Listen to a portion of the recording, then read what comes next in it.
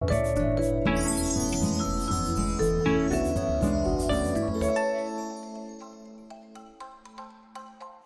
Navratri to you all.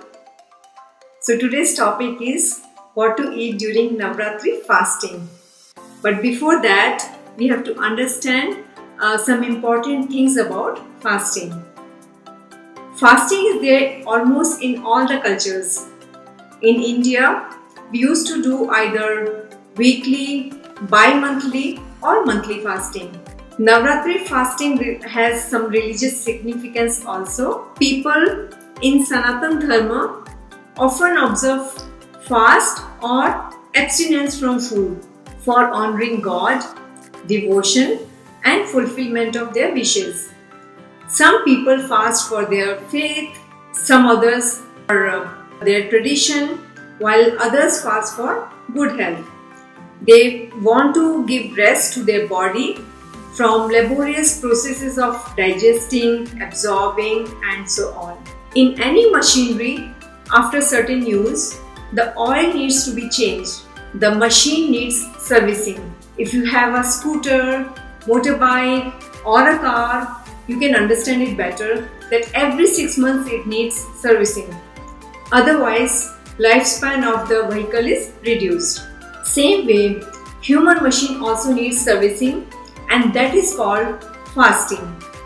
Our Rishi Munis, who were great scientists, realized this fact and associated fasting with traditions and religious practices. Navratri means 9 days fasting. It is done in many ways. Water fasting. Some people fast only drinking water or tender coconut water. Juice fasting. Juice fasting means you can make juice of fruits or vegetables and take just those juices and fast. Clove fasting. People after prayer they eat a pair of cloves, which means 2 cloves every day, and fast. After that they don't eat anything. So that kind of fast is very hard kind of fasting. Now the simple kind of fasting is fruit fasting. So fruits, you can eat as many fruits as you want and as many times. No salt fasting means you eat food once a day but without salt. I myself did this kind of fasting many times. It is very good for the people, especially those who are suffering from hypertension. Rice fasting in South India. People in South India have the rice as their staple food. So when they fast, they just don't eat rice but other thing like wheat or millets or any other preparation except rice.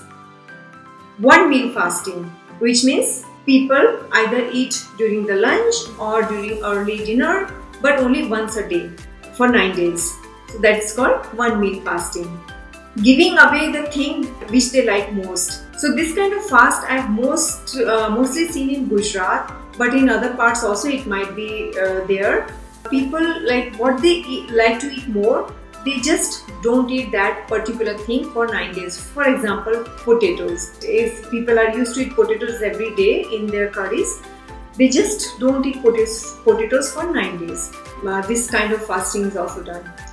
Then another kind of fasting is like giving away your bad habits like consumption of tobacco, liquor, cigarettes, pan masala, etc. So when the people don't eat for 9 days consecutively, then they just give away that bad habit. So these are several ways of fasting. Now fasting has its own benefits. It boosts innermost performance, protects from obesity and associated chronic diseases, reduces inflammation and improves overall fitness, supports weight loss, decreases the risk of metabolic diseases, benefits from cancer. A recent study with cancer showed that fasting during chemotherapy jump-starts the immune system and exposes the cancer cells, ridding the body of old toxic cells and replacing with new healthy ones may be just the answer.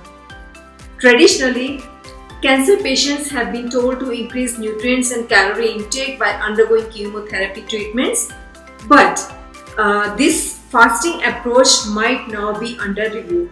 Before fasting, you have to prepare your mind and stomach so that they don't crave for food. Tell both of them that from tomorrow onwards, it's a holiday for both of you. Mind for not craving and stomach for not feeling hungry, so that the acid production in the stomach reduces and it can adjust according to your food habits during these 9 days.